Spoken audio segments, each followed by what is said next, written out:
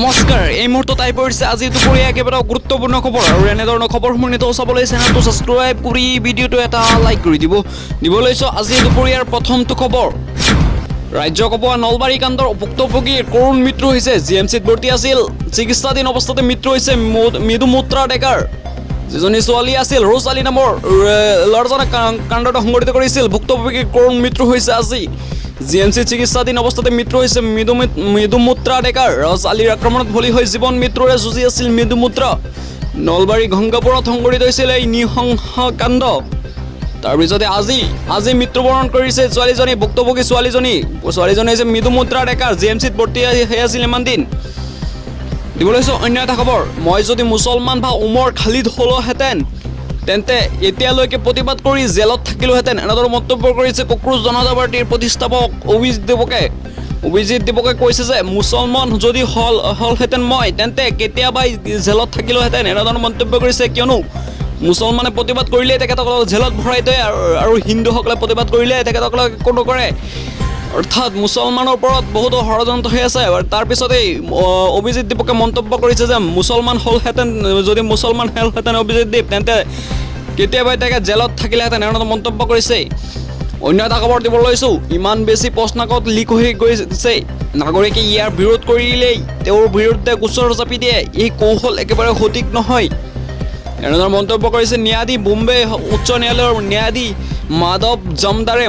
জামদাৰে কৈছে যে ইমান বেছি প্ৰশ্নকাকত লিক হৈ আছে আৰু যিসকলে প্ৰতিবাদ কৰি আছে নাগৰিকসকলে ইয়াৰ বিৰোধ কৰিলে তেখেতৰ বিৰুদ্ধে গোচৰ জাপি দিয়ে এই কৌশল একেবাৰে সঠিক নহয় বুলি মন্তব্য কৰিছে মাধৱ জামদাৰ তেখেত হৈছে ন্যায়াধীশ হয় বোম্বে উচ্চ ন্যায়ালয়ৰ ন্যায়াধীশ ইয়া প্ৰশ্ন কৰিছে যি প্ৰশ্নকাকত লিক হৈ আছে ইয়াৰ বিৰোধ কৰিলে তেখেতসকলক গ্ৰেপ্তাৰ কৰি দিয়ে বা গোচৰ ৰুজু কৰি দিয়ে অন্য এটা খবৰ দিব লৈছোঁ 10 আগষ্টৰ পৰা 14 আগষ্টলৈ স্বাধীনতা দিৱস উপলক্ষে ৰাজ্যজুৰি 1 কোটি গছ পুলি ৰোপণ কৰা হ'ব এনেধৰণৰ মন্তব্য কৰিছে বনমন্ত্ৰী জয়ন্ত মল্ল বৰুৱাই ঘোষণা কৰিছে যে নৱম শ্ৰেণীৰ পৰা উচ্চতৰ মাধ্যমিক মহাবিদ্যালয় অভিযান্ত্ৰিক আৰু চিকিৎসা শিক্ষানুষ্ঠানৰ প্ৰায় 10 লাখ শিক্ষাৰ্থীয়ে অংশগ্ৰহণ কৰিব আৰু প্ৰতিগৰাকী শিক্ষাৰ্থীয়ে 10 জোপাকৈ গছ পুলি ৰোপণ কৰিব 10 জোপাকৈ প্ৰতিজন শিক্ষাৰ্থীয়ে যদি 10 জোপাকৈ গছ পুলি ৰোপণ কৰে তেন্তে 10 আগষ্টৰ পৰা 14 আগষ্টলৈ কমেও 1 কোটি গছ ৰোপণ কৰিব পাৰিব বুলি মন্তব্য কৰিছে বনমন্ত্ৰী জয়ন্ত মল্ল বৰুৱাই বৃহৎ ঘোষণা কৰিছে 10 আগষ্টৰ পৰা 14 আগষ্টলৈ স্বাধীনতা দিৱস উপলক্ষে ৰাজ্যজুৰি 1 কোটি গছ পুলি ৰোপণ কৰিব বুলি মন্তব্য কৰিছে এনেধৰণৰ প্ৰতিশ্ৰুতি দিছে যে 1 কোটি গছ পুলি ৰোপণ কৰিব প্ৰতিগৰাকী ছাত্ৰ ছাত্ৰীয়ে কমেও 10 জোপাকৈ গছ পুলি ৰোপণ কৰিব তেন্তে 1 কোটি হৈ যাব অন্য এটা খবৰ দিবলৈ লৈছোঁ উৎকোচ লৈ গ্ৰেপ্তাৰ হৈছে পেঞ্চন সঞ্চালকালয়ৰ কৰ্মচাৰী জেনিফাৰ আহমেদ অউচপেডৰ পেঞ্চন সঞ্চালকালয়ৰ কাৰ্যালয়ত 500 টকা উৎকোচ হিচাপে লৈছিল জেনিফাৰ আহমেদ পেঞ্চন সঞ্চালকালয়ৰ কাৰ্যালয়ৰ ছিনিয়ৰ এছিষ্টেণ্ট আছিল জেনিফাৰ আহমেদ লখিমপুৰৰ ছাইফুদ্দিন নামৰ এজন চতুৰ্থ বৰ্গৰ কৰ্মচাৰীৰ পৰা লৈছিল উৎকোচ লৈ পিছত ধৰা পৰিছিল এটা ফাইলৰ মাজত ভৰাই দিছিল 500 টকীয়া নোট সঞ্চালকৰ তৎপৰতাত হাতে লোতে ধৰা পেলাই জেনিফাৰ আহমেদ নামৰ যুৱতীগৰাকীক হাতীগাঁও আৰক্ষীয়ে গ্ৰেপ্তাৰ কৰে জেনিফাৰ আহমেদক অন্য এটা খবৰ দিবলৈ লৈছোঁ কেন্দ্ৰীয় মন্ত্ৰী পবিত্ৰ মাৰ্ঘেৰিটা ইৰাণ ভ্ৰমণ কৰিছে 3 জুলাইত ইৰাণলৈ যাব তেখেত ইৰাণলৈ গৈছে পবিত্ৰ মাৰ্ঘেৰিটা কেন্দ্ৰীয় মন্ত্ৰী পবিত্ৰ মাৰ্ঘেৰিটাৰ সৈতে বিহাৰৰ ৰাজ্যপাল লেফটেনেণ্ট জেনেৰেল ছৈয়দ আতা হাছনাইনে আয়াতুল্লাহ খামেনিৰ আন্তঃৰাষ্ট্ৰীয় ক্ৰীড়াত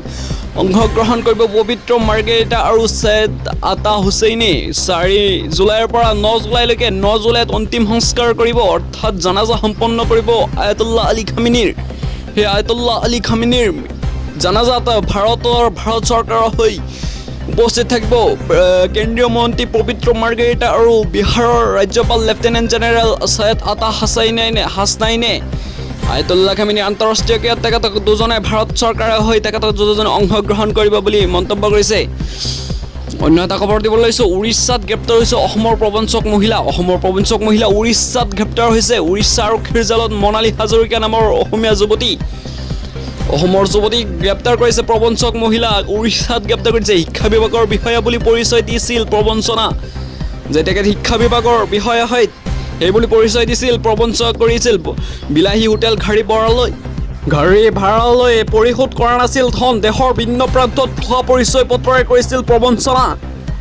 অসমীয়া যুৱতী, অসমীয়া মহিলা প্ৰবঞ্চক মনালী হাজৰিকা বৰ্তমান গ্ৰেপ্তাৰ হৈছে আৰক্ষীৰ জালত আছে, উৰিষ্যা আৰক্ষীৰ জালত। আৰু BNS 318 ধাৰা অধীনত প্ৰবঞ্চক মনালীক গ্ৰেপ্তাৰ কৰা হৈছে বুলি বৰ্তমানলৈকে জানিব পৰা গৈছে। ৰাজ্যজুৰি নিষিদ্ধ কৰিব নোৱাৰিব গো হত্যা, এনেদৰে মন্তব্য কৰিছে তামিলনাডুৰ মুখ্যমন্ত্ৰী বিজয় থালাপতিয়ে কৈছে ৰাজ্যত নিষিদ্ধ কৰিব নোৱাৰিব গো হত্যা, অৰ্থাৎ সংখ্যালঘু ধৰ্মীয় অধিকাৰত হস্তক্ষেপ কৰাটো উচিত নহয়। অৰ্থাৎ মুছলমানৰ যিটো ধৰ্মীয় অধিকাৰ আছে তেখেতলোকৰ ধৰ্মীয় অধিকাৰত হস্তক্ষেপ কৰাটো উচিত নহয় বুলি মন্তব্য কৰিছে তামিলনাডুৰ মুখ্যমন্ত্ৰী বিজয়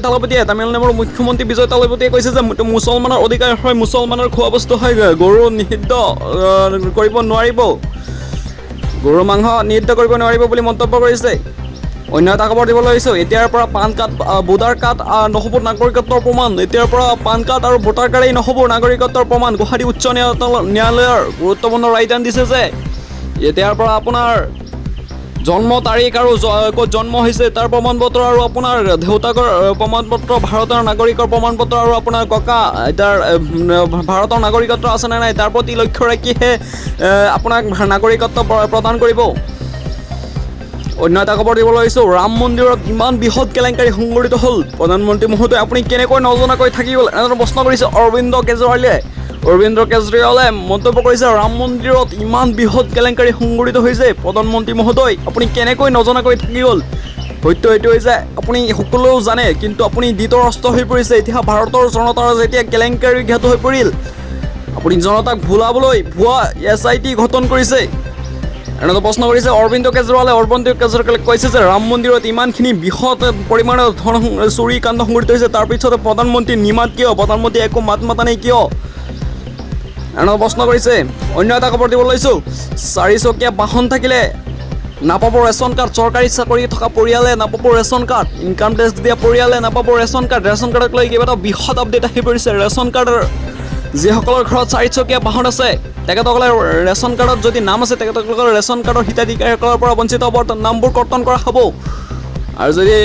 চৰকাৰী চাকৰি থকা যিকোনো এজনৰ যদি চৰকাৰী চাকৰি থাকে, সেই গোটেইকেইজন পৰিয়ালৰ এজনো ৰেচন কাৰ্ডৰ হিতাধিকাৰীসকলৰ নাম নাথাকিব, অৰ্থাৎ ৰেচন কাৰ্ডটো কৰ্তন কৰিব। আৰু যিসকলৰ পৰিয়ালে ইনকাম টেক্স দিয়া পৰিয়ালে নাপাব ৰেচন কাৰ্ডক লৈ বৃহৎ আপডেট আহি পৰিছে। ৰেচন কাৰ্ডৰ 4 চকীয়া বাহন থাকিলেই নাপাব। অন্য এটা খবৰ দিবলৈ লৈছোঁ, যোৱাকালি দিনটোত ডিব্ৰুগড়ত অবৈধ বিদখলকাৰীৰ বিৰুদ্ধে বৃহৎ উচ্ছেদ অভিযান আৰম্ভ হৈছে ডিব্ৰুগড়ৰ পিছতে আজি লখিমপুৰত জাননী নোটিছ দি দিছে, প্ৰশাসনে নোটিছ দিছে যে বৃহৎ উচ্ছেদ অভিযান আৰম্ভ হ'ব। তাৰ আগতে বৃহৎ উচ্ছেদ আৰম্ভ কৰাৰ আগতেই নোটিছ দিছে লখিমপুৰৰ লগতে শ্ৰীভূমি, হাইলাকান্দি এইবোৰতো নোটিছ দিছে অবৈধ বেদখলকাৰীৰ বিৰুদ্ধে। শ্ৰীভূমিত অবৈধ বেদখলকাৰী পৰহি কমেও 50টা পৰিয়ালৰ ঘৰবোৰ বৃহৎ উচ্ছেদ কৰিছে।